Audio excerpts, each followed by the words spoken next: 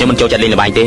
លោកចូលចិត្តអីខ្លះទៅធម្មតាមនុស្សប្រុសបើមិនចូលចិត្តល្បែងទេគឺចូលចិត្តស្រីលោកមិនចូលចិត្តលេងល្បែងឬមួយលោកចូលចិត្តស្រីស្រីនិងល្បែងខ្ញុំមិនចូលចិត្តដូចគ្នាខ្ញុំចូលចិត្តផឹកស្រា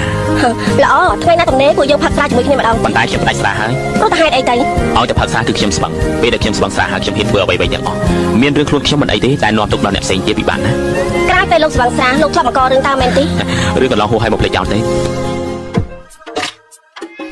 សូសាប់ខ្ញុំជាមិនចេះសំនៀងជាអត្តន័យរៀបរាប់ពីការគិតនៅក្នុងគំនិតមិនយូរអ្វីផ្ដាំមនុស្សមួយចំនួនដែលពួកគេតែសំដីគេខាងកោងក៏តែតាមផឹកមិនចេះស្អីបើខ្លួនឯងលើមិនមិនធ្វើអីគេអាណិតតែអួតធ្វើចិត្តធ្វើឲ្យឯងនឹងមានគំនិតបាក់ក្បោឲ្យហោបាយឲ្យតែបាយទៅនៅចិត្តចង់មិនដៃក្តារមុខឲ្យតែឈួតឲ្យឆ្ងាយលើយឡើងលេចចំហឹកខ្ញុំប្រមឹកតែមិនសាមសូរ៉ាមកស្រវឹងពេលស្រវឹងខ្ញុំមិនចាំជីវិតទៅធ្លាក់ក៏លោកគេស្អែកជាស្បែកកម្មអ្នកលេមិនខ្លាចស្លាប់លីចាប់ទៅសង្ខារបើតែខ្ញុំផឹកខ្ញុំប្រមឹកតែមិនសាមសូរ៉ាមកស្រវឹងពេលស្រវឹងខ្ញុំមិនចាំជីវិតទៅធ្លាក់ក៏លោកគេស្អែកជាស្បែកកម្មថាអ្នកលេមិនខ្លាចស្លាប់លី